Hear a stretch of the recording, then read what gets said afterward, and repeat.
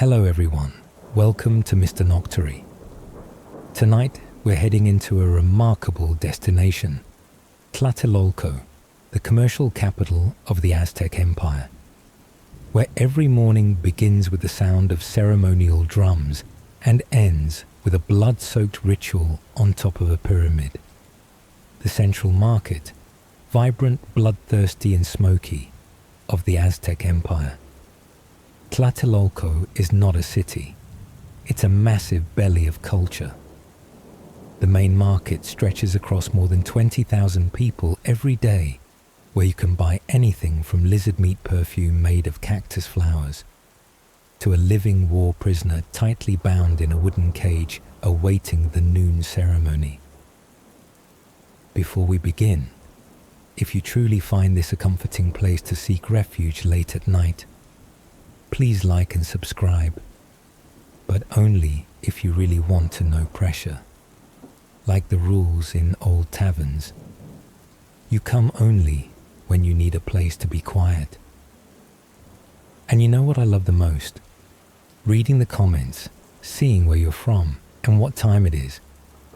Whether it's New York or Norway, 1 a.m. or 5 a.m., you're still here, and I see you. Now turn off the lights, turn on a small fan if you have one. Not because it's hot, but for the soft buzzing sound. You wake up, not on a mattress, not in an air-conditioned room, but on the ground, literally. Your back aches like you've been kicked by an ox. Your left hand has something poking it. Turns out it's a corn kernel. The first smell you breathe in isn't coffee. It's smoke. Smoke from a firewood stove, or maybe from a sacrificial ritual beginning somewhere out there. You don't know where you are. All you know, the sky is grey with mist, the floor is clay, the walls are basalt stone, and the thatched roof trembles with each gust of wind. You scan the small room. A stone stove is sunk into the ground, still faintly warm. On the walls are clay jars of cacao and chili powder, next to a small half-woven loom. Threads dyed deep red and turmeric yellow. Each item is crude, yet tidy to a level that makes you feel a little messy. From afar, something drums steadily, echoing into your chest. Boom, boom, boom. Not your heart, but the ritual stone drum. The drum that wakes the sun, and wakes you too. You sit up, your head spinning, maybe from dehydration or cultural shock. In the corner, a basket of corn, a chicken glaring at you with contempt, and an old man chewing something slowly, seemingly indifferent to a stranger waking up in his house. You open your mouth. Where is this? The old man doesn't answer, just smirks, stuffs another tamal into his mouth, as if saying, "You're not the first one to ask." Outside, dim light slips through the cracks. The wind carries the scent of mold, road dust, corn flour, and something slightly fishy. You crawl outside. Your eyes take in the first scene of the new day in Tlatelolco, a massive Aztec trade city of over 100,000 people, and not one of them knows the concept of personal time. To your right is a small altar set by the door, with a clay statue of a man, face painted black, mouth wide open, and eyes staring through you. That's Tlatelolco, the god of smoky mirrors and fate, the one who watches every human action. A thin line of smoke rises from a small incense bowl. Pine resin burning sweet like candy but dizzying. The woman of the house lights the incense while mumbling something in Nahuatl. You don't understand it, but one thing is clear. This is not a ritual for fun. The sun hasn't risen, but they're already making offerings. Not for peace, but to repay the sun. They believe without blood the sun won't rise. and if the gods are displeased, the light won't return. You shiver, though it's not cold. In the next yard, a man washes his face with cold water and draws a red stripe on his forehead with clay, preparing for the morning market. Nearby, a boy carries a bundle of firewood bigger than himself, walking past you without a glance. You look down at your clothes, coarse fabric, earth-toned, frayed at the edges.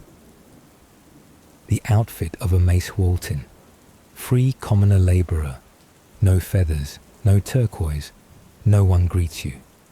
And that's the only confirmation you need. You're not a noble. You're not even suspicious enough to be a spy. Here you are, a labour unit, one shadow among 100,000 shadows, and survival only begins when you know where you stand in the social pyramid. Voices echo everywhere, no microphone but that signature booming voice. Smoke from cooking fires rolls like war mist. The drums grow louder, each beat pounding into your stomach, reminding you that you haven't eaten since a past life. You turn back. The woman is lighting the fire. She doesn't ask who you are, just hands you a tamal wrapped in leaves, like eat first, then be surprised. You take it, and as you bite into the first piece, dry, bland, sticky, and slightly cold, you feel something odd, not because of the tamal, but because no one looks at you, asks, or is surprised. A child runs by and calls you Tlatelolco, a word you don't understand, but it doesn't sound like "have a nice day." You begin digging into your mind. Who am I? How did I get here? And why? Despite not knowing the language, the way, or a single soul, you feel like there's a reason you woke up here. On your sleeve, there's a faded tattoo, a circle, and inside a sunset in between two mountains. You don't remember when you got it, but an old man walks by, sees it, and freezes. For the first time this morning, someone looks at you for a long time, not fearfully, but as if knowing. You know one thing. You are really here, in an empire where the sun god needs blood to rise, where the gaze of a priest can cost you 3 sleepless nights, and where you, with an empty stomach, spinning head, and fast-beating heart, have just been summoned into a day that does not belong to you. Welcome to Tlatelolco, where waking up is a life, not a snooze button. You never thought you'd feel grateful for a mud hut, but after last night curled up on a cold clay floor, waking up to eye-stinging kitchen smoke and a rooster's shriek, you realize something. This is what luxury looks like in the Aztec era. The house you're temporarily staying in, by Aztec commoner standards, has only one room. Walls made of dark volcanic stone sealed with cactus fiber clay, a roof tightly layered with palm leaves. If your family were wealthier, you might have a plaster-coated floor, moisture-resistant and reflective under fish oil lamps. But for regular folks, each basalt rock is a treasure. They're hauled from volcano bases near Lake Texcoco, floated in on wooden rafts, and only those who pay taxes in full are allowed to use them. In rainy season, water seeps in. In dry season, dust sneaks into your dreams. And in every season, this house has no window. You ask the woman of the house, "Why not build a window? Isn't it hot?" She shrugs like it's the question of someone too lazy to work. "A window, to let wind and evil spirits in," she replies, and you go quiet. Inside the house, everything has its own order. No dining table, no bed, just mats woven from agave fibers lined along the walls, where people sleep, eat, weave, rest, and watch one another. Every item is the result of hours of handcrafted labor, from the basket woven of willow to the wooden ladle carved with the face of the rain god Tlatelolco. Nothing is extra, but everything lasts 10 years. The kitchen corner, where the fire never fully dies, is the center of the whole house. It's where they keep warm, cook, and worship. Smoke rises all day long. It's never quite clear whether it's cooking smoke or ritual smoke. You take a breath. You smell charred wood, chicken fat, and cacao. But between it all, there's another sweet scent, faint like a memory that doesn't belong to you. It's the scent of dried ground flowers, used by the Aztecs like an ancient fabric softener.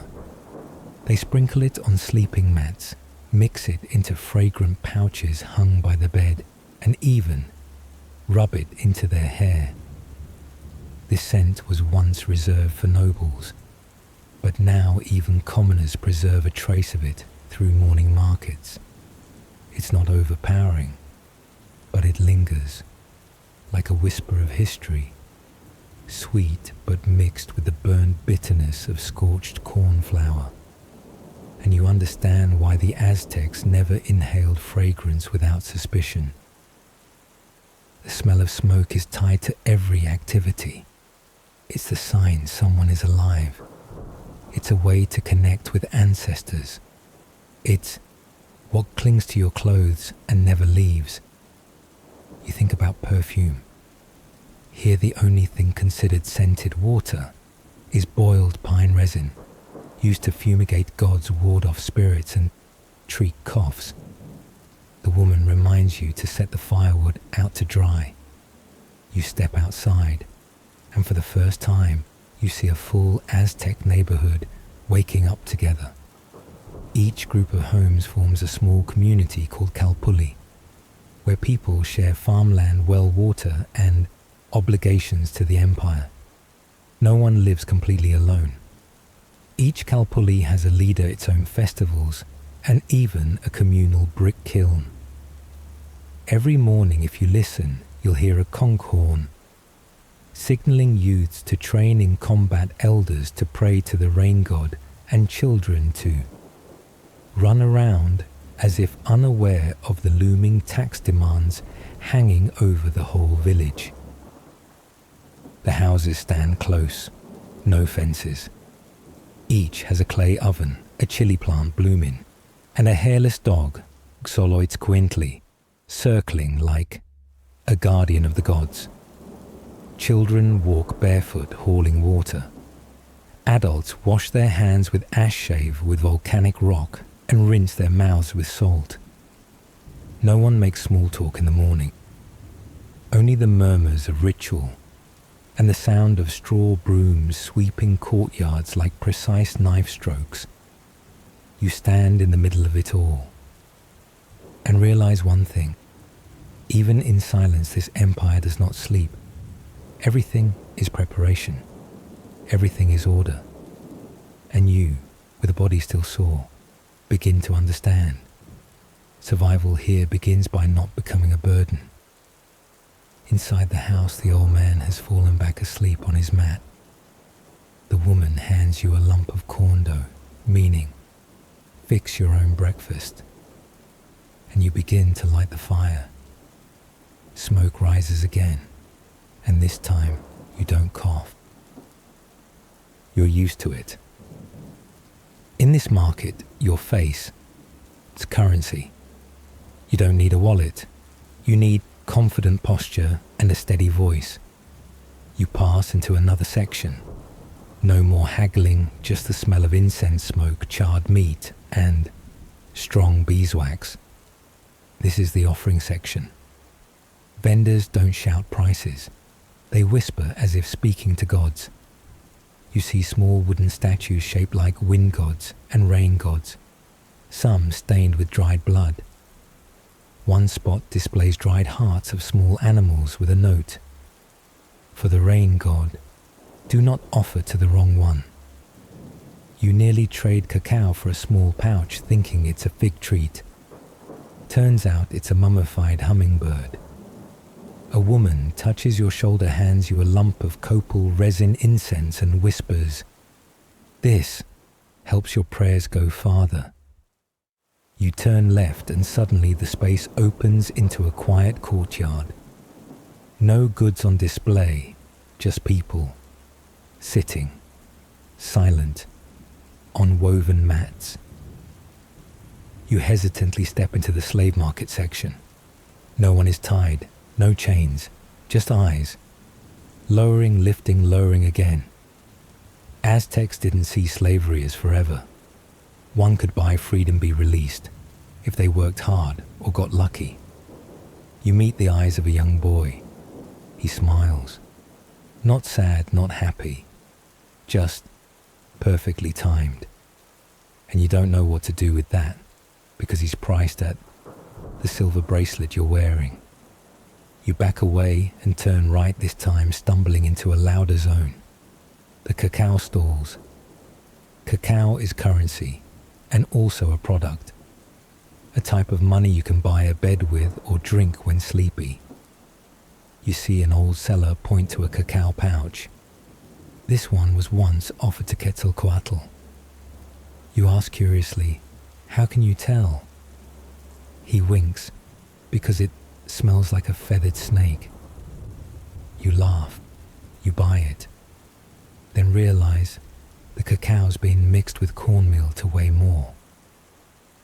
You can't return it because he's already vanished into the crowd. Here, if you lack experience, you don't just lose money. You lose a life lesson, worth 40 cacao beans.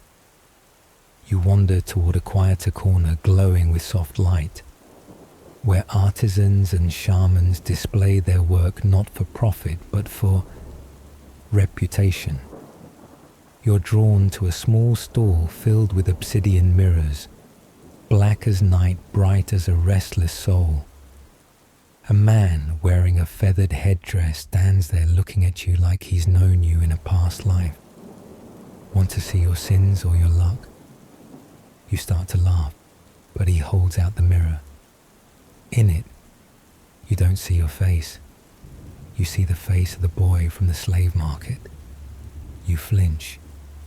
He nods. This one was polished with tears. You don't buy it, but you can't look away either. Here, a mirror can tell the truth better than the living.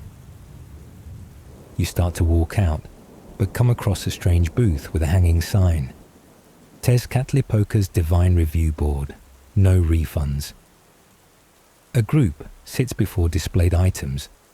Cloth jade pottery carved bones. An elderly woman points at a merchant's item and declares, "This is fake. The gods know." The man turns pale, drops to his knees, stammering apologies. In Tlatelolco, if you're caught cheating, you don't just lose customers, you lose your reputation before the gods. And here the gods don't need evidence, just a nod from the review board. You're trying to escape the gods' review council, your hand still trembling from the fake that the old woman just declared. The air thickens, the scent of copal sweat, charred meat. But more than anything, it's the tension of someone who knows they've just been truly seen. You squeeze past a row of fabric stalls and accidentally bump into a man. He turns around. A crimson cloak, jade beads arranged in spirals. Not an ordinary man.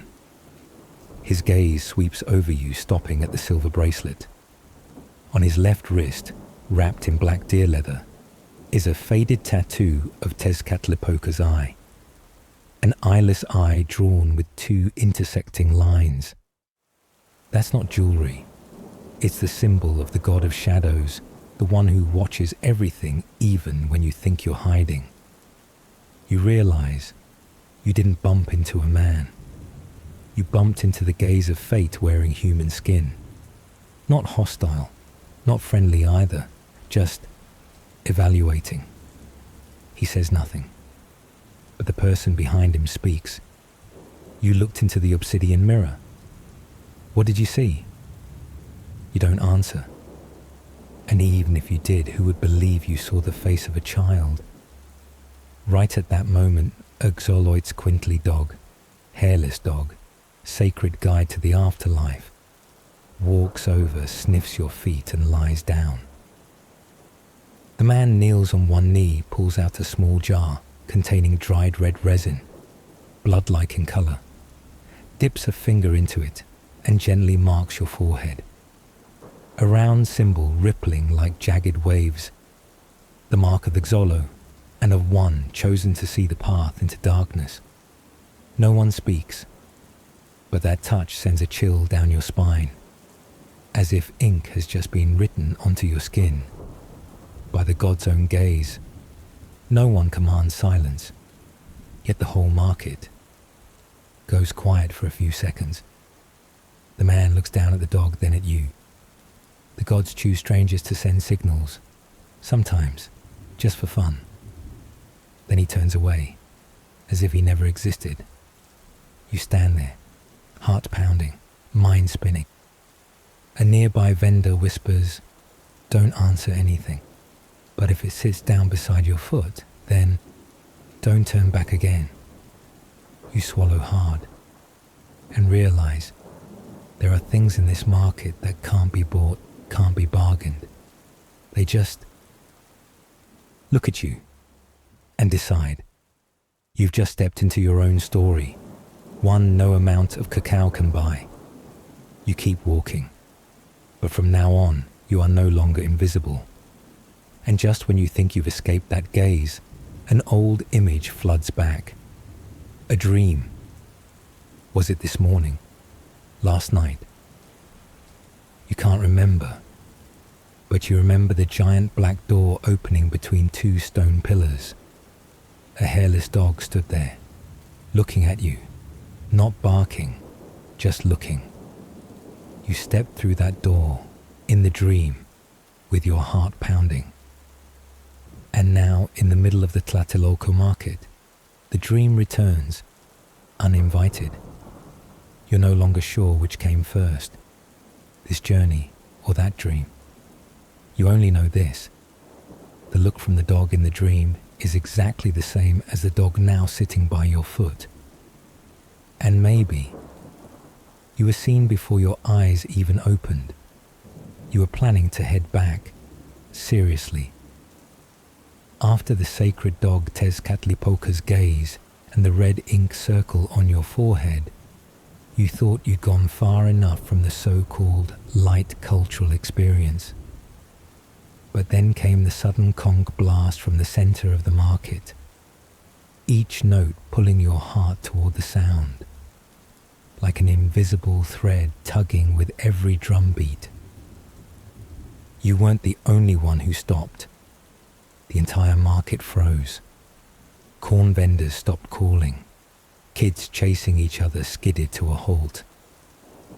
From the small temple at the center of the plaza, a procession emerged, clad in feathers of sea blue and blood red. They walked slowly, carrying smoking copal incense. At the center, a young man, alive, was carried on a wooden litter, his skin painted white like ivory. The Aztecs did not take noon lightly. To them, noon was when Huitzilopochtli, the sun god and warrior of the Mexica, reached his peak glory and also his most fragile moment.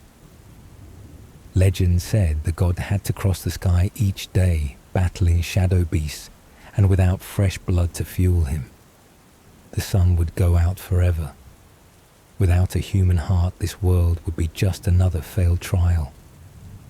Because noon was when Huitzilopochtli needed to be fed, literally, to avoid falling from the sky. Fed meant real hearts, warm, beating ones. You only meant to watch from afar, but the crowd pushed you closer. Step by step you saw more clearly, priests chanting in Nahuatl. The chosen did not scream, did not resist. He just looked up at the sky. He could have been a farmer, a soldier, or maybe someone a Zolo dog once sat beside. The drums stopped. A priest held a blade of obsidian, jet black volcanic glass sharp enough to slice a skin cell with a single stroke. Obsidian wasn't just a tool. It was the gaze of Tlatelolco crystallized from blood and flame. Each blade was handmade, mounted on sacred wood, and smoked in copal beforehand, as if asking permission from the divine. And in one swift motion, too fast for you to look away, the chest was opened, the heart lifted, blood drawn in spirals onto the earth. No one screamed. No one turned away. This was honor. Because if your heart kept the god aloft, you'd never have to walk through the underworld Mictlan. You'd go straight into the sky, riding wind, riding light, becoming fire itself. An old woman next to you whispered, as if to the heavens, "Today is a cattle day, a good day. The soul will rise without needing to cross the 9 rivers." You stood there, hands trembling, heart tight, not from fear, but because you saw yourself there, not as the sacrifice, but as the one asking, would your heart burn bright enough to keep the god from falling? The priest looked into the crowd, not at you, but it felt like, if it were your turn, would you rise? You didn't know, but you bowed your head, and that noon beneath the blazing high sun, you understood. To the Aztecs, death wasn't an end. It was the brightest moment, when your heart became a prayer. You decide to leave the plaza. Your hands are still trembling. The bright red blood still lingers in your vision. You need something to pull you back to reality, or at least the smell of fish, because you've been given a small task. Buy fish for the lunch of the temporary family you're staying with. Simple, practical, no gods, no human hearts, just that familiar stink and the sound of haggling. You return to the seafood stalls near the canal. Rows of dried fish laid out on massive palm mats. Shrimp, crab, and fresh axolotls still twitching slightly. You pick up a grey fish from the pile of charcoal cold ice. The smell of mud and hints of copal still hanging in the air. You reach into your pouch, but it's empty. No, it can't be. You clearly remember placing 4 cacao beans, exactly the fish's price, wrapped carefully in cloth. You check again. Nothing but a small heart-shaped stone. Someone swapped your pouch. And if they did, someone knows who you are. You turn, trying to spot a clue. Then you hear a splash behind you. A child, running, holding the exact fish you picked out. Hair messy, torn tunic, eyes like half-burnt coals. "Give that back," you shout. Your voice echoes through the crowded space, but no one turns, because they know it's not the fish that's lost. It's your luck that's just been stolen. You chase. Bells clatter around the necks of porters scrambling as you dash past. An old woman throws up her hands. The little thieves strike again, but no one really cares. You spot a man carving Nahuatl glyphs into pottery. He looks at you, then whispers something to the person beside him. They know something's happening, something not about fish. You don't know why you're running. Maybe for the fish, maybe because it's a sign. Someone is beginning to play a game with you. You reach the edge of the market, where a small dock leads to the water channel, and you see it.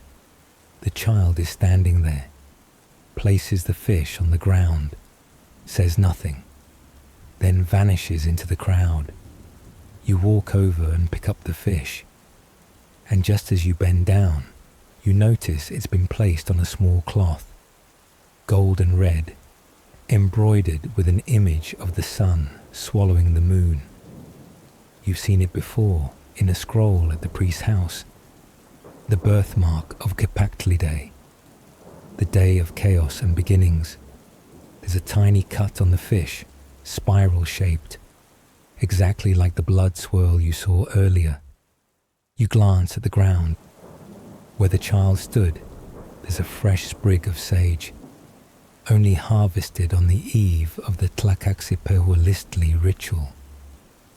No one sells sage in the morning, unless someone planned from yesterday and knew you'd arrive at that exact spot. A clear, muddy footprint, barefoot. And on your palm, you feel something. Not fish scales, but red ink. At that moment, a shadow in red and black sweeps past you. A tall man, wearing a quetzal-feathered headdress, looks at you with unreadable eyes. "You just received the fish from Tecutli," he says softly. "Hope you know where you're supposed to take it." Then turns, disappearing among stone pillars and the shifting mass of bodies. You're not hungry anymore, but you understand. You've been chosen, not by the gods, but by a bigger game that has just begun. And the fish thief was only the opening move. You return with the fish in your hands, or rather, a bad omen shaped like a fish. There's no bell to mark noon in Tlatelolco. Only the way the wind dies down and the light turns yellow like old grease. The kind of light that makes people want to lie down and never get up again. You sit in the shadow of a mud brick house. The people in your temporary family are napping. A mother has draped a rough cloth over her face, her hand still holding the baby on her stomach. A man exhales sounds like cracking wood. Another child, not the one from before, sleeps with his neck thrown back like a mummy. You can't sleep. You try, but every time your eyes close, you hear the drip of water from a place with no spout. They say midday sleep is forbidden near the sacrificial center, because souls drift too easily to Mictlan, the land of the dead. Those who nap without first praying to Tezcatlipoca may wake with a new name, a new body, and no one in the house will recognize them. Some even whisper that those who wake from an uninvited nap might see the dead in water mirrors, or see themselves standing outside looking in. After that, they never laugh again. You keep staring at the fish. It seems drier than before, and it smells like red ink. Not fish. Not blood. The smell of ink used to paint the skins of flayed corpses in the rituals of Saiptotec, the god who wears a mask of human flesh to signal rebirth. They say if you smell that ink by daylight, it means you're being chosen to die for the crops. You wash your hands, but the scent won't leave. You scrub the fish's cloth wrap, but the stain remains. And you start hearing voices, not out loud. Something leaks into the air. They've been marked. The game has started again. Let's hope this time the heart belongs to the right one. You step outside, hoping the sun will calm your mind. But the sun doesn't feel hot now. It feels like it's watching you, as if you're no longer yourself. You're a symbol carrying a fish, and that makes people whisper. A Tamal vendor child sees you and turns away, doesn't bother offering. A man posting prayer papers on a stone column sees you and shakes his head. An old woman with a sacrificial chicken backs away, avoiding the shadow you cast. You pass through the market again. A small crowd is murmuring. They don't say your name, but they describe the fish. They talk about the cloth with the sun swallowing the moon. They say, last time it was someone with corn. This time it's fish. Who knows what the gods want anymore? You feel like you're inside a ritual, but no one told you what your role is. A laugh echoes far away. You're not sure if it's human or crow. The fish in your hand twitches slightly. You're no longer sure it's dead. You go back inside, lie down. Shadows start to crawl over rooftops, and sleep arrives like an uninvited ritual. You dream. The fish lies on a stone table, a hand with red painted nails, and a whisper, choose, heart or tongue. You wake up, heart pounding like a stone drum. The afternoon is over, and there's a stranger sitting in the corner of the house. No one in your temporary family seems surprised. You don't get to ask, who's that? Because the shadow in the corner stood up before you even thought to speak. The one marked by the fish, the one who walked through the god's dream, the one who has been seen. Follow me. You don't know why your legs rise. You don't know why no one in that house looked at you one last time. It seems like everyone already knew this would happen, except you. You follow the stranger. His footsteps make no sound, as if his feet don't touch the ground. You walk past streets you thought you knew, past the market, past the lake, past the stone pillars where people paint the sun devouring the moon, and to a place you've never seen from the ground.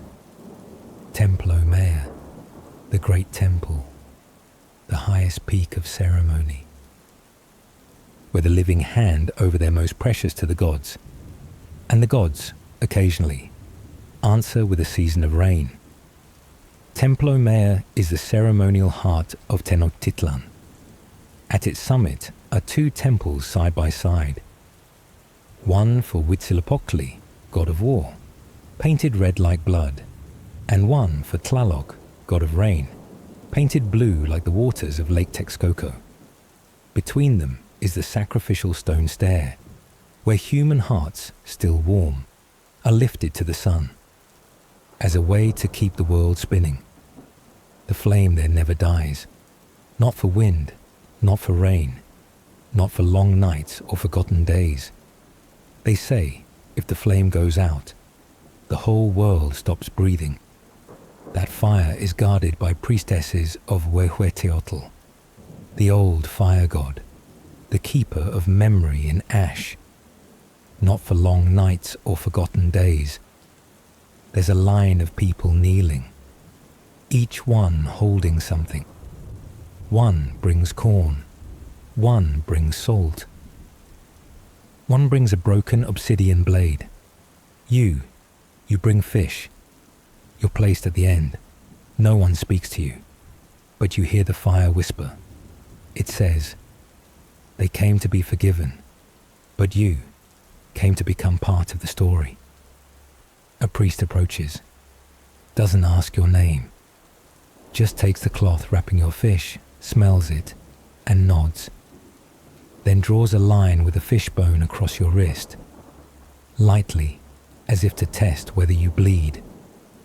You stand among the others with their offerings, but everyone looks at you. Then the stranger from before finally speaks again. You carry the scent of Zyptotec. The god chose you before you were even born. You look at the temple. You look at the summit, where there are two altars. One for Huitzilopochtli, war god. One for Tlaloc, rain god.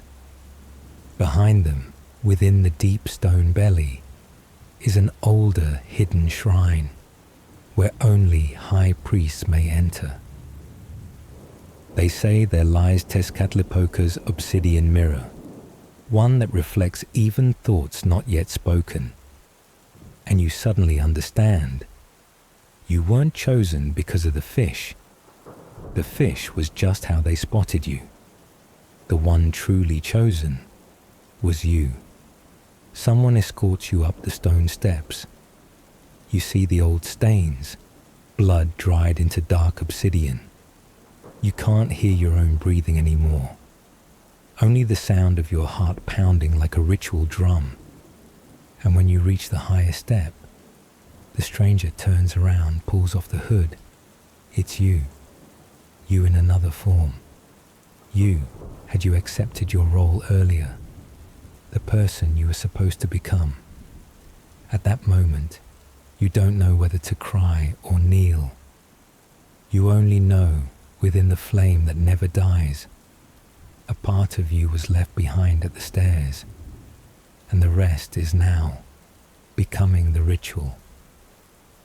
At the foot of the temple, you see Tzompantli, the skull rack, like a fence of white bones glowing in the firelight. They don't count how many heads there are, because counting insults the gods. You see the skull of a youth, an old woman, a warrior, and then you think you see one smiling. You thought it was over. You thought you would be buried in ritual or dissolved into divine flame. But no, you wake up, lying next to a pile of ashes, and it's almost dusk. There's no stranger beside you anymore. No priest, no line of kneeling people. Only the sound of crickets, the smell of old smoke, and a faint scratch on your left wrist. You're still alive, but you're not sure what that means anymore. There's an old legend that says the sun god sometimes spares a person, not out of mercy, but because he needs someone to remember what happened. A person who lives to make memory stay alive. You stand, a little dizzy, and see the sun setting behind Lake Texcoco. A sight so beautiful it hurts, if not for the fact that your heart is still beating in the rhythm of the ritual drum. You stumble away from the temple. No one stops you. No one notices. A group of teenagers with whistles and sticks walk past. Their eyes glide over you like they're looking through you, as if they see something already offered, something no one dares to name, as if you were never there, or as if you're no longer who you were. You see a woman sweeping the market square, as if nothing happened. In her hair is a small wooden pin carved into the shape of a quetzal bird, a symbol of rebirth, an unspoken promise. The market folk say she used to keep the drumbeat in the old rituals, but her name is no longer called. A child draws the moon on the ground with black charcoal. A group of young warriors practice throwing spears with ropes, laughing, strong. And you, just a quiet shadow passing through. Someone hands you roasted corn. No question, no smile.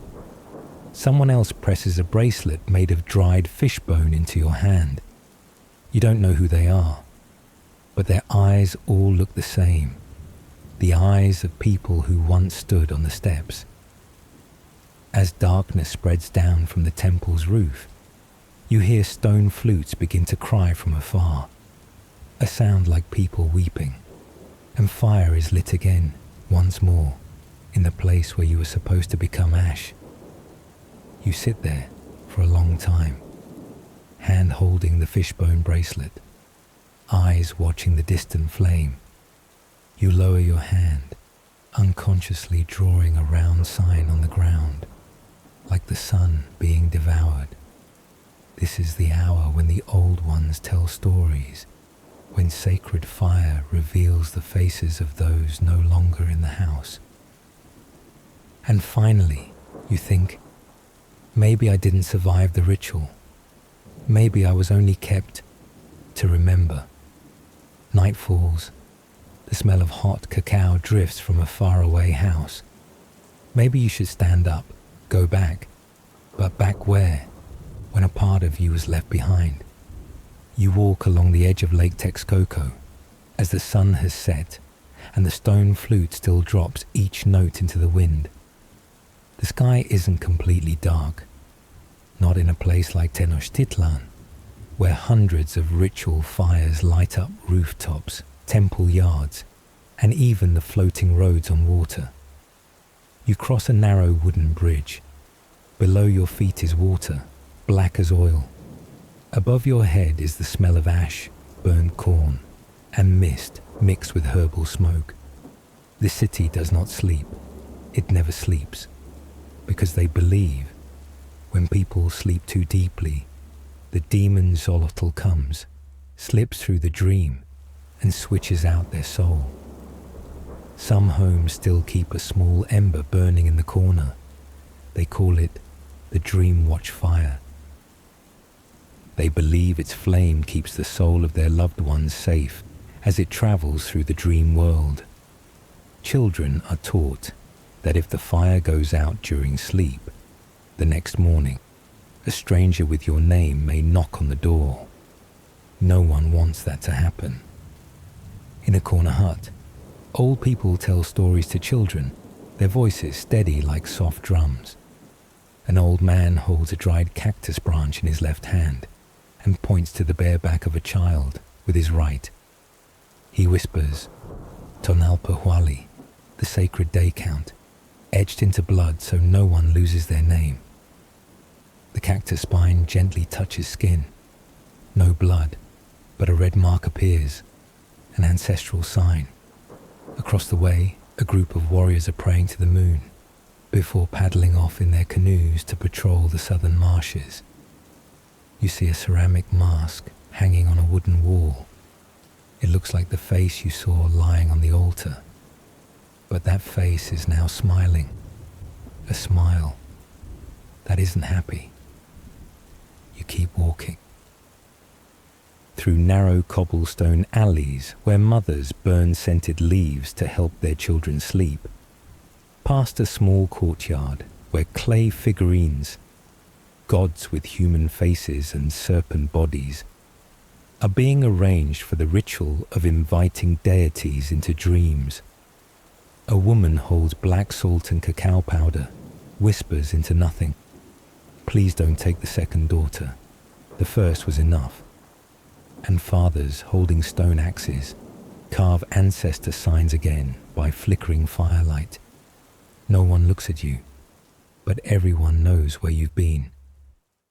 You step into a small house, not because you were invited, but because the door was open. The owner is a one-eyed man.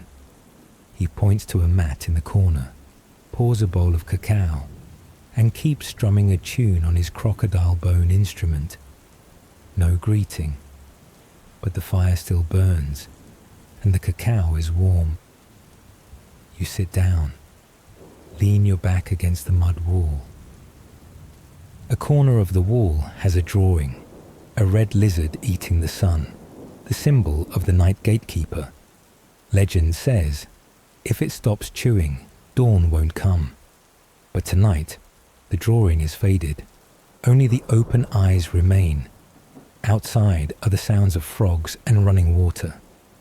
Inside is the breath of a city familiar with sacrifice. As your eyes grow heavier, you hear soft laughter, maybe from a rooftop far away.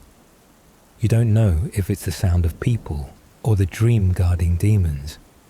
You only know you're still here, enough to remember, enough to dream, but not enough to sleep like a normal person ever again. Dawn breaks. No drums, no horns, no grand ceremony like you imagined. Just a quiet light sliding across the surface of Lake Texcoco, as if no curse had ever been whispered last night. You wake up in the small house of the one-eyed man. The cacao is cold. The fire still smoulders in a corner. No one says anything. No one asks where you came from. And strangely, you feel grateful for that. You are not a warrior, not a priest. You wear no feather badge or sacred tattoos. You're just a stranger, accidentally swept into a world where people's hearts could be offered to the sky just to exchange for a morning without dark clouds. Maybe you're one of the hundreds of thousands of ordinary citizens, those who fish in the canals, weave baskets in straw houses, trade cacao for dry salt at the edge of the market. Nothing to tell, and that very nothing keeps you safe. No one draws your name into the codex scrolls. No one mentions you in the rain rituals. But no one herds you up the stone temple this morning either. And you survived, not because of skill, not because of bravery, just because you were forgettable. You didn't stand out, not worthy of sacrifice, not holy enough to be chosen, but not nameless enough to be lost. You step out into the street. No one looks. But everyone knows where you've been, and everyone knows you've come back. From afar echoes the vendor's call. Quetzal feathers, obsidian stones, the same symbols of power now lying in the hands of a survivor as ordinary as you. And you realize survival is a form of power too. It doesn't need to be glorious, just true. The woman from last night, the one who whispered to spare her second daughter, is now drying cornflour on her rooftop. Children throw rocks at crabs crawling from the swamp's edge. An old man plucks his crocodile bone instrument, this time singing. The lyrics rhyme with nothing, just a retelling of the dream he just had. A lizard ate the sun, then fell asleep, and the sun never rose again. You chuckle softly, not because of the story, but because of yourself.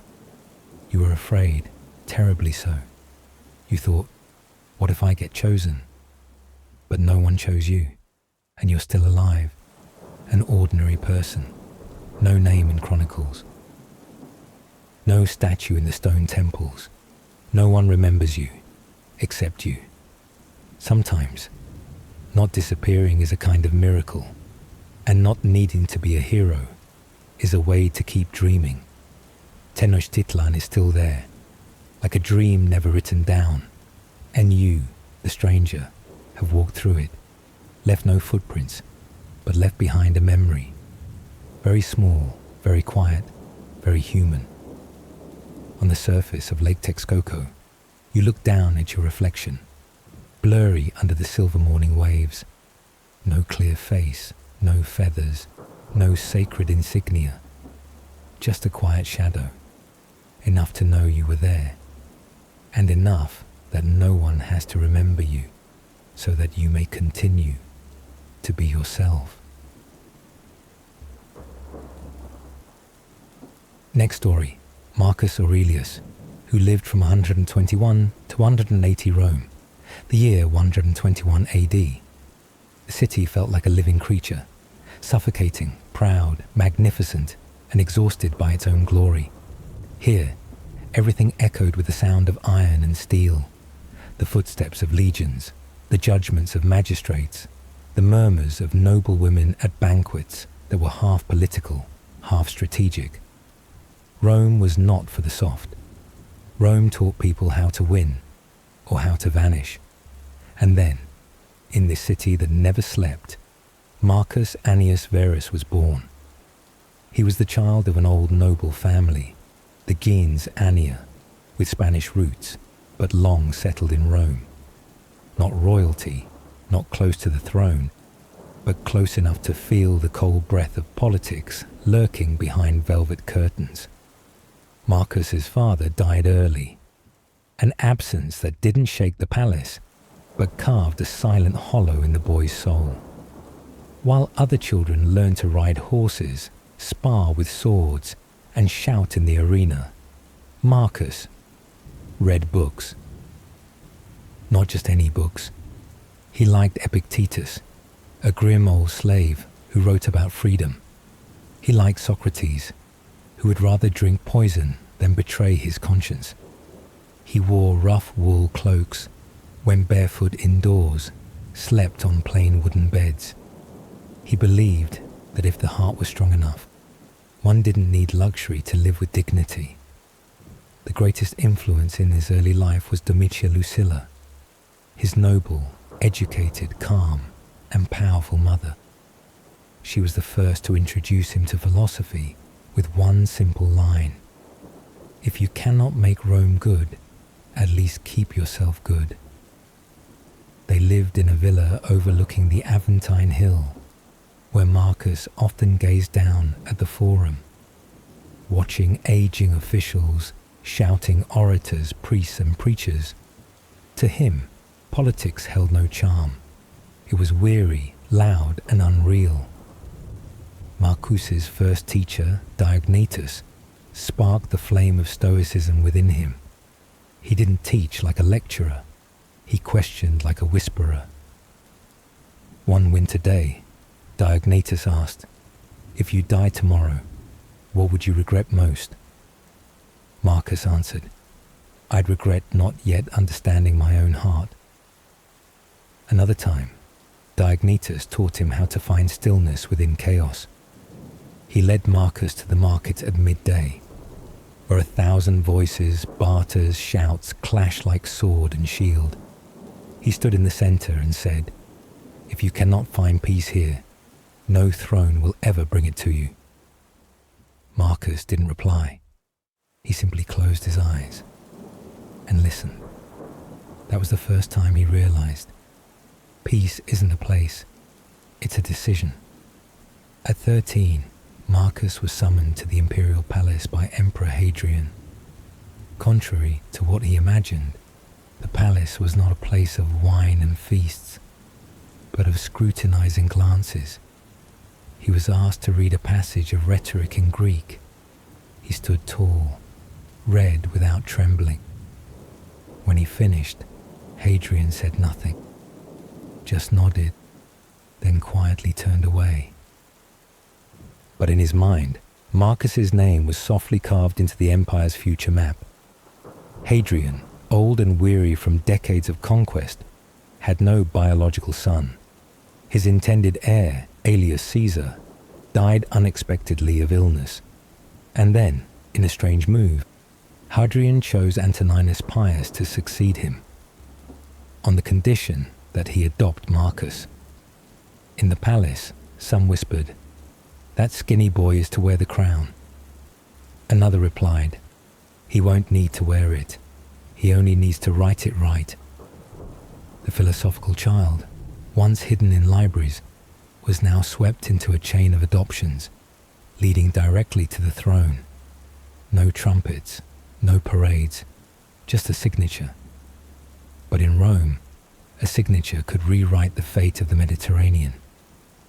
Marcus didn't object. He only asked, "If I become emperor, can I still have time to meditate each morning?" They thought he was joking, but he wasn't. He meant it. Rome kept turning like the endless wheel of empire. War, law, glory, betrayal.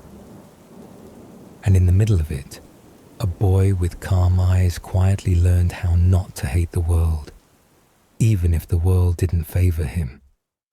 That was Marcus's beginning.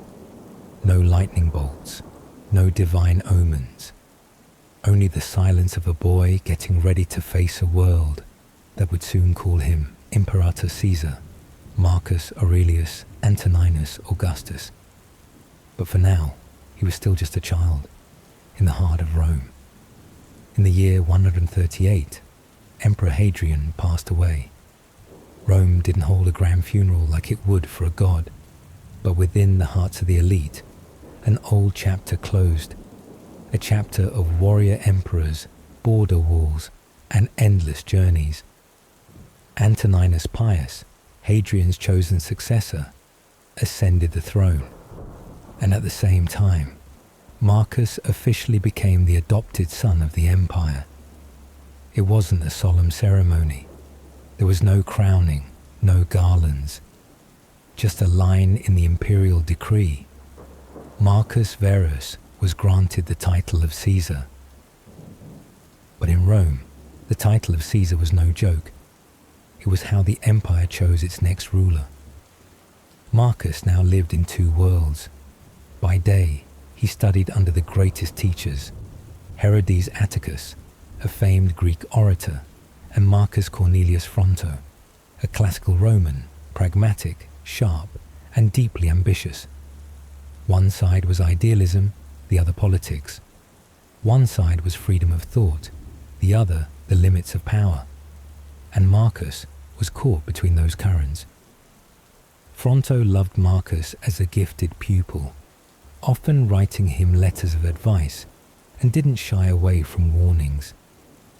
One such letter, written by a trembling hand under oil lamp light, said, "The more you understand the world, the fewer things you'll believe can be changed, because people don't want change, they want comfort." Marcus held that letter, read it again and again, then quietly wrote in his notebook, "The more you understand the world, the fewer things you'll believe can be changed." Marcus smiled and wrote the sentence again, but added one more line. "And so, I must try to change them by changing myself." One night, during a late debate with Fronto in a marble hallway, Marcus was asked directly, "Do you want to be a philosopher or an emperor?"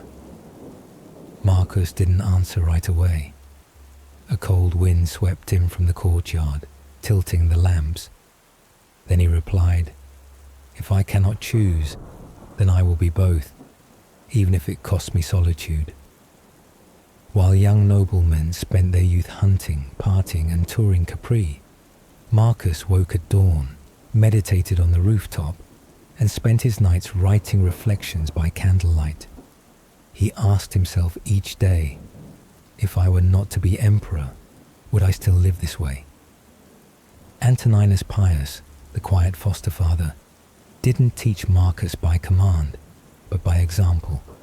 He did not invade nor stir the court with grand reforms. He ruled like a gardener, quietly, patiently, and at times too gently for an ambitious Rome. Under his influence, Marcus learned perseverance, restraint, and self-respect. But he also began to feel a split between what philosophy teaches and what politics demands. Deep inside, he longed for a secluded life like a Stoic sage, but fate and Hadrian had denied him that choice. In 145, Marcus married Faustina the Younger, Antoninus's daughter. The marriage didn't begin with love, but with duty. One morning after the wedding, Marcus woke early and found Faustina standing silently in the eastern garden, where old roses bloomed despite the cold wind. They didn't speak for a while. Then Faustina softly smiled and said, "Last night, I dreamed I was a princess lost in the desert. Everything was silent, just wind and sand." Marcus replied, "If I am water, I cannot quench every thirst, but I can help you not lose your faith." That wasn't a declaration of love, but it was the most honest thing he could give in a life already arranged for him. Still, in his private letters to Fronto, Marcus wrote, "She is my shore when I drift too far from the philosophy I love. They had many children, but most died young. The loss made Marcus quieter. On winter nights, he sat alone, watching the flickering lamp, and wrote, 'Live as if you had died, and now have been given life.'" At age 40, Marcus was officially crowned co-emperor, alongside Lucius Verus, a decision without precedent, two emperors ruling together. To Marcus, it wasn't power, it was burden, but he nodded, as if he had known it since age 13, when he first walked into Hadrian's palace. "If I may meditate each morning, then I can carry the rest." From a boy meditating in the shadows of the library, Marcus had slowly walked into the center of the empire, not by force, but by patience. And when he touched the throne, history was only just beginning to open its most turbulent chapter. Marcus Aurelius, Rome's adopted son, had now become the bearer of the empire's soul. In 161, Antoninus Pius died after more than 2 decades of peaceful reign. The funeral was held in silence, not due to a lack of grief, but because people didn't know how to grieve him enough. His body was placed on a pyre following ancient rituals. On the hill of Campus, Martius the fire was lit with pure olive oil and resins from the east. Dried flower bundles were wrapped in the old emperor's hands, while aged musicians played trembling silver trumpets in the wind. Marcus stood by the pyre, not crying, not kneeling, just bowing like an old student. The ashes floated upward, but he didn't follow with his eyes. He looked down at the earth. He left no last words, only a life that needed no justification. His death didn't shake the empire like that of a warlike emperor. But for Marcus, it was the collapse of a silent pillar. The foster father, the final mentor he completely trusted. The morning after the emperor's death, Marcus stood alone in the marble council room, where echoes of his father's teaching still lingered, footsteps of senators, and sometimes Marcus's own speeches as a young man. Sunlight had yet to pierce the Corinthian columns, but the scent of parchment beeswax and cast bronze filled the air like a call. On the cold stone table lay his notebook left the day before. On the last unfinished page, a line read, "Everyone is looking to me as if I have answers, but I am merely the one who refuses to turn away from the question." No words were spoken, only the soft rustle of silk robes on the cold tiled floor. A scribe approached holding a decree from the Senate. Marcus read it, then nodded. Not with a loud voice, but with a quiet breath. "I accept." From that day, Rome had a new emperor. But he did not ascend the throne like a victor. He sat down as if bearing an ancient stone, one placed on his shoulders by Hadrian Antoninus and fate itself. The Senate wanted him to co-rule with Lucius Verus, the first co-emperor in Roman history. Lucius, young, handsome, fond of parties and swordplay, had once caught Hadrian's eye, but was excluded by Antoninus. Now history had forced 2 opposites to sit on one throne. Marcus knew. Lucius wasn't evil, but he also knew. The other man preferred hunting over politics, theatre over books. While Lucius rode horses around the arena, Marcus quietly read Epictetus in the cold stone library. "Each has a role," he wrote, "but not all know where their role leads." Many believed this was a smart political move, a shared burden. But in Marcus's heart he knew the main bearer was still himself, not because he wanted to be emperor, but because no one else was calm enough to do it while Rome stood on the edge of coming chaos. In his notebook that night, he wrote just one line. "Don't hope for things to happen as you wish. Learn to wish for what is happening." From the child who meditated in the shadows of the library, Marcus had steadily walked toward the center of the empire, not through power, but through patience. And when he touched the throne, history had only just opened its most turbulent chapter. Marcus Aurelius, the adopted son of Rome, now the bearer of the empire's soul.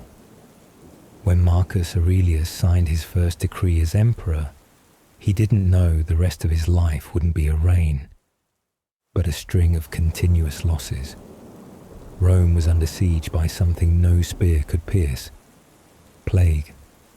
Soldiers returning from the eastern battlefield, victorious over Parthia, brought not glory but a deadly disease. This was the Antonine Plague.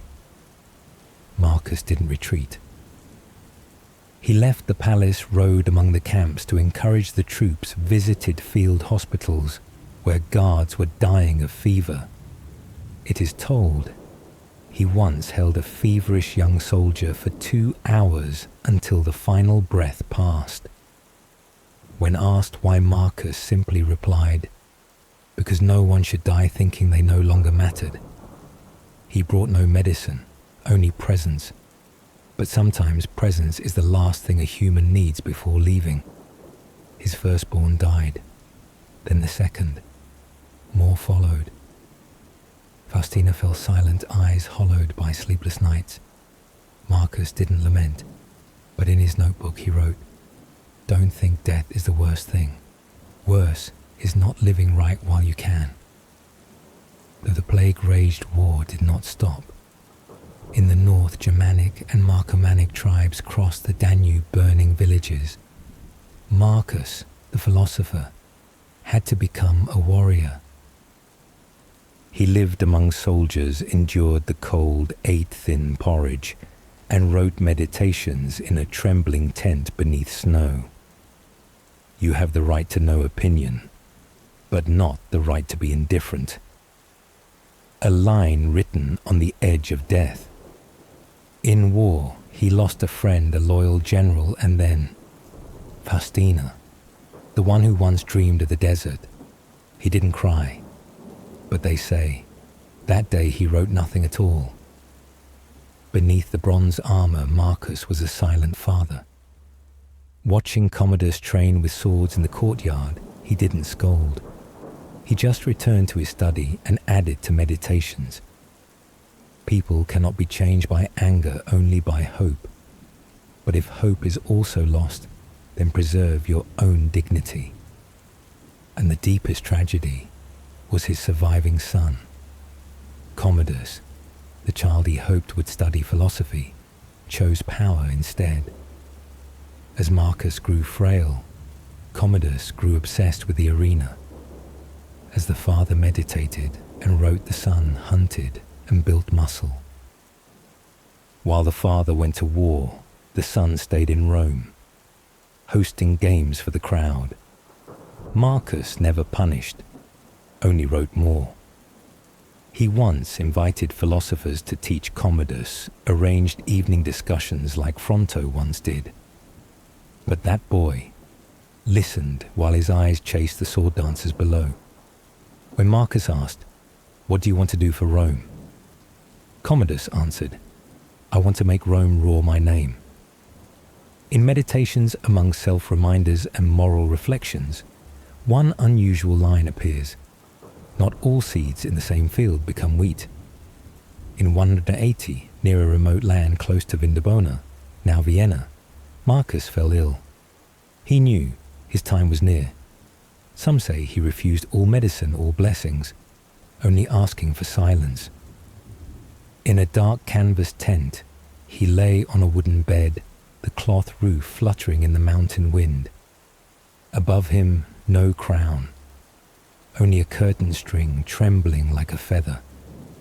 He let no one kneel. No one had to call him Augustus. He just held the hand of a servant and whispered, "I have lived like a philosopher. Let me die like a man." Commodus succeeded him. Rome celebrated, not because they knew who now ruled, but because Marcus's death didn't feel like a tragedy. It was so quiet, many didn't hear the collapse. But in the palace halls, older men sighed, because they knew a philosopher had gone, and a sword-loving emperor had taken the throne. But Marcus's death wasn't a full stop. It was a silent punctuation, beginning the tragedy of a Rome with no more night watchmen. People usually write to be read, but Marcus Aurelius, Emperor of Rome, wrote Meditations as if no one would ever see it. No dedication, no preface, no chapters. Just the quiet monologue of a man living among ruins, not of Rome, but within himself. He wrote on the battlefield when cold winds tore his skin and his hands stiffened from the frost. Some nights in the camps near Carnuntum, he had to step over frozen corpses to enter his tent. Outside, young soldiers who had just died hadn't yet been wrapped. Inside, Marcus opened his notebook, hands shaking from the cold, the ink already dried stiff. He had to warm it with his breath just to write. Tonight I am still alive, and therefore I must become a man worthy of this life. He wrote while plague turned camps into graveyards. He wrote not to teach, but to hold himself together amid chaos. In the morning, remind yourself, today you will meet liars, fools, the ungrateful, but you must not become like them. No one in the court knew what he was writing. Once, a young soldier secretly saw him writing under the oil lamp, peeked curiously at the little notebook, and saw only a few quiet lines. Do not let the crowd make you forget who you are. The soldier didn't understand, but the next day when his friend died of fever, he sat down and wrote a line on a handkerchief, not for anyone to read, just so he wouldn't forget. No secretary, no copies, only a thin notebook, uneven handwriting and questions that demanded no answer. Some passages are incomplete, suddenly ending mid-thought, as if he was called away while writing, or as if he himself didn't know the answer. If your soul is a flame, then let it burn bright, or go out in silence. That sentence has no period, as if he left the ending for death itself. If the gods still exist, they don't need my complaints. If they don't, then all the more reason I must keep my dignity. In the last 10 years of his life, between the snow of Germania and death lurking each day, Marcus wrote as if every night was the last. Meditations is not a book of philosophy. It is a whisper one tells oneself before sleep. And perhaps it is also the final lullaby of an empire that once believed it could never fall. Later, many centuries passed before Meditations was found, not in the libraries of the palace, but in the hands of border guards. Western philosophers from Erasmus to Montaigne would come to see it as a rare book, where an emperor does not preach, but releases his solitude with integrity. No one knows if he intended to publish it. Perhaps not. Perhaps he only wished to leave behind the one thing power could not touch, a thought never fully spoken. Marcus Aurelius was a philosopher, but also a father.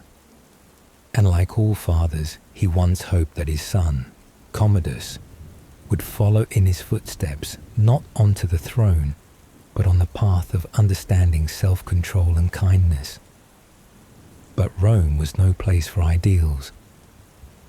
Commodus didn't read Meditations. Perhaps he never even turned a page. While Marcus was alive, he listened but didn't remember, studied but didn't absorb.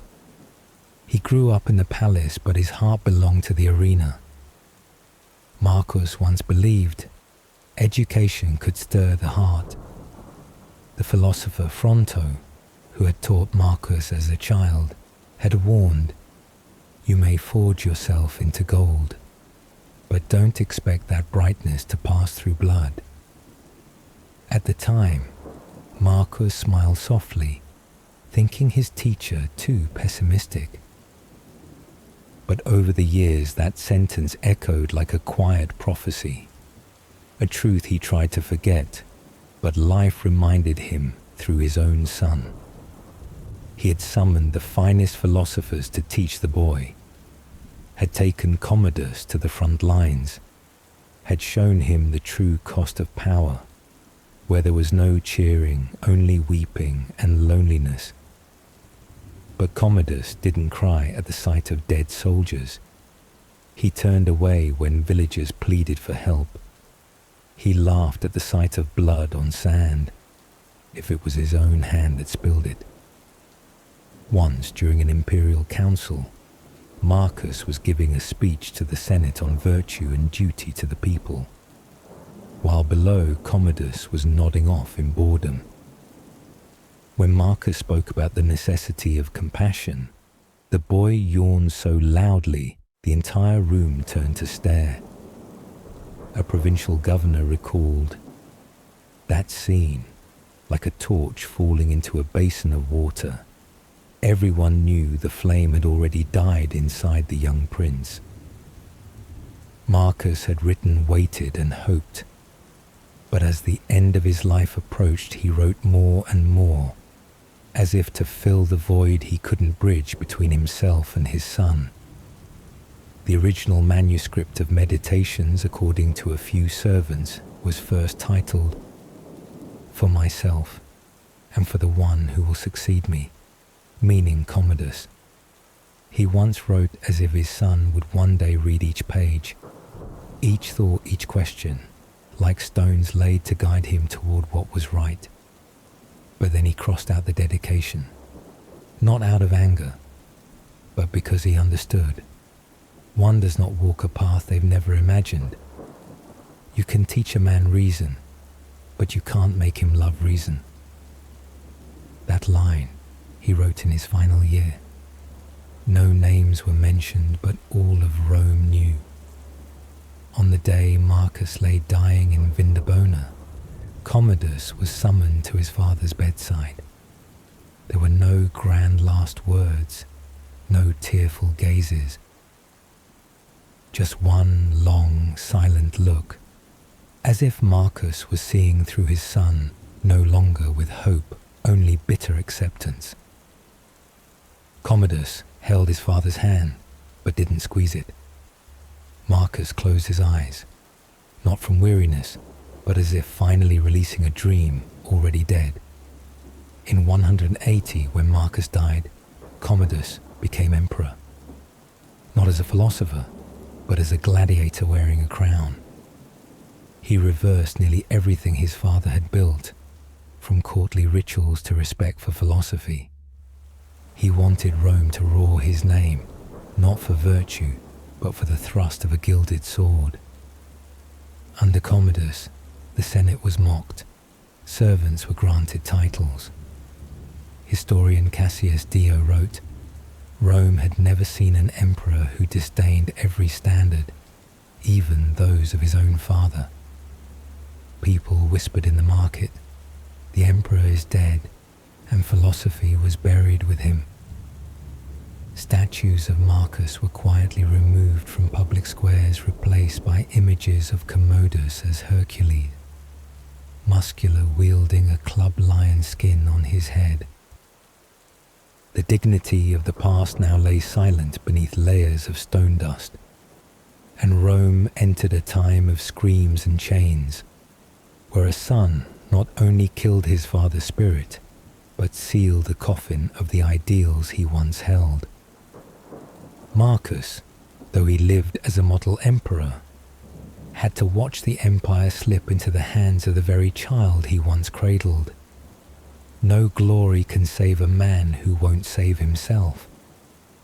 And perhaps there is no tragedy deeper than living to do what's right, but failing to save the one you loved most from becoming wrong. March 180. The wind from the Danube cut through the Roman military camp at Vindobona, now modern-day Vienna. On a wooden bed covered in animal skins, an old white-bearded man lay curled up. No one would have guessed this was the emperor of nearly half the world. Marcus Aurelius, the last crowned philosopher, was dying. He did not die in a palace nor surrounded by courtly arms. He died on the frontier, among trumpets, neighing horses, and bone-cutting winds. Silent soldiers passed by the tent, heads bowed. They knew If he died, Rome wouldn't just lose a ruler. It would lose something unnamed, a soul that had kept balance in the empire. Doctors brought wine mixed with medicine. He shook his head. No need, no pain anymore. Only one final request. Let no one cry. Earlier, Marcus had left a few shaky written instructions. There should be no triumphal parade upon return to Rome. The northern campaign should continue for the honor and safety of the empire. But Commodus, the heir, ignored them. He ordered a ceasefire, signed a treaty with the enemy, and quickly returned to the capital. An old soldier carrying the last paper written by Marcus quietly burned it at the campfire. He couldn't bear to see a final wish torn apart by hollow cheers in the city. Commodus stood by the bed silent. No one knew what he was thinking. Marcus looked outside the tent. Snow fell lightly on the ground, the season's first flurries of spring. Perhaps he thought of childhood, when he wore Greek robes and read Epictetus beneath trees. Perhaps he thought of his mother, or the philosopher Rusticus, the first to teach him to write plainly without adornment. Or perhaps he thought nothing at all, simply breathing for the last time. A guard said. He looked at me, without fear, as if I were the one about to die. When Marcus closed his eyes, there were no tears. A young soldier, unnamed, knelt, scooped a handful of cold earth outside the tent, and placed it in his hand. Not a state ritual, not by command, just a soldier, paying tribute to one who had never left the trenches. Others followed. By morning, his hand was covered with streaks of soil, silent as remembrance. Only the wind remained, and a world beginning to tilt toward wildness. At the same time, northern guards looked to the sky. A strange red halo appeared around the sun, like a bleeding crown.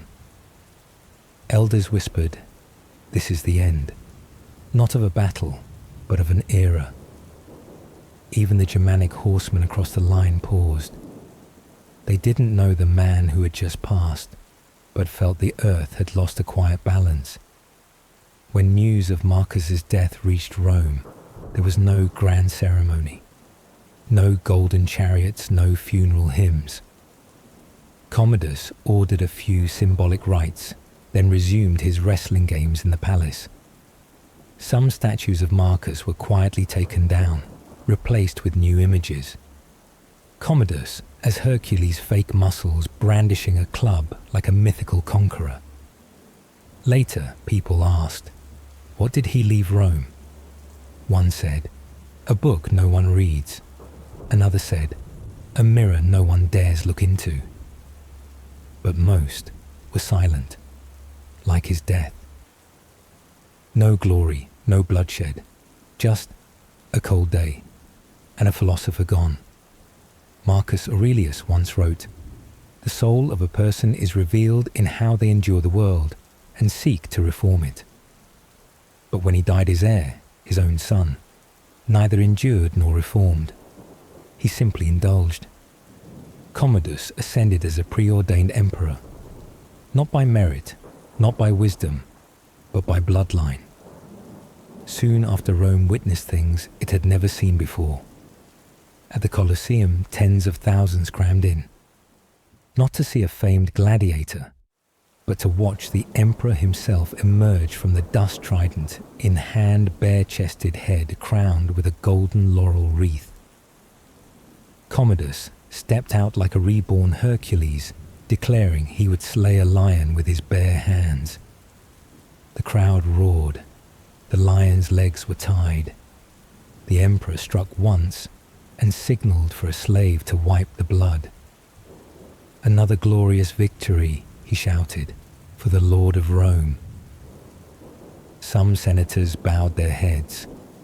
Others stared at the stands, where Marcus had once sat quietly thinking more than speaking. an emperor who liked to play gladiator, a man in lion skins walking among the people calling himself a reincarnated Hercules, a living god declaring, "Philosophy is for the weak." Marcus had hoped for Rome to be ruled by calm intellect, but Commodus wanted more than rule. He wanted Rome to bear his name, not just on coins, but on every stone. Soon after, he issued a decree renaming the greatest city in the world as Colonia Commodiana, the colony of Commodus. People were forced to use it in letters transactions or when referring to Rome. Anyone who still used the old word Roma was punished for blaspheming the divine. Commodus built statues of himself everywhere, renamed months of the year after himself. January, now Commodianus. The Senate turned into a place to test who could bow faster. During a spring council, an elderly senator, Gaius Fadius, refused to stand as Commodus entered. "I stood for Marcus, not for a fake Hercules," he said. 2 days later, he vanished from his home. No one dared ask. But the next morning at the Senate doors lay a withered laurel wreath and a torn copy of Meditations, silently left as farewell. Veterans of Marcus, men who had fought and bled on the front, were removed, replaced with private guards loyal to coin and spectacle. 5 years after Marcus's death, Rome glittered with blood festivals. Hundreds of slaves were executed for dreaming of the emperor's fall. Hundreds more were slain for accidentally saying the word philosopher at a feast. Commodus became the antithesis of his father. If Marcus was the light of reason, Commodus was the torch blown sideways by the gust of power.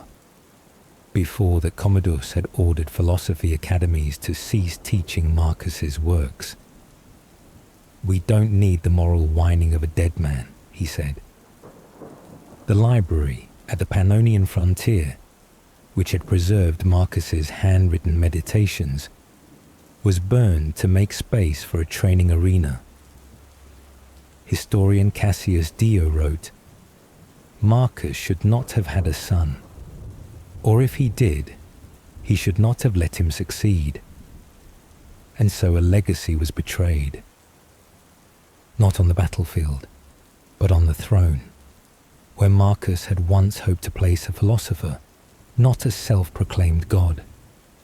The Roman Empire, once a place of books of reason, of quiet pride, began sliding toward noise and blood. And at the center was a son who never understood his father, or worse, never wanted to. Marcus Aurelius never dreamed of being emperor. He dreamed of being a philosopher, someone who could write, be silent, observe life like water passing over stone, leaving traces without applause. But the empire called his name, and he answered, not out of ambition, but out of duty. His life was a contradiction. A man who loved simplicity but was forced to live in luxury. A man who rejected war but had to lead armies. A gentle father who bore a son he could not save. Marcus didn't write Meditations for posterity. He wrote it for himself. In the dark, in freezing border camps, when the soldiers had slept and he remained awake, he wrote so he wouldn't go mad amid screams, corpses, and the weariness of power. He wrote to remind himself, "You may die any day. Let each day be a complete life." He never claimed to be great, never built statues of himself with sword raised in the plaza, never called himself God. He left behind only a small notebook, full of crooked ink stains where an emperor scolded himself, "Don't wait for others to be good before you live well." After his death, the empire slowly sank into shadow. but meditation survived. From a thin scroll, it passed through the Middle Ages, through monks' hands, through wind-bitten monastery walls, through even the fires of war, read by those without power, those who needed a reminder that kindness needs no throne to exist. Marcus Aurelius, not the mightiest king of Rome, not the one with the most victories, but perhaps the loneliest man ever to sit on a throne. And from that loneliness, he wrote something simple the world is still trying to follow. Be kind, for you never know what someone is going through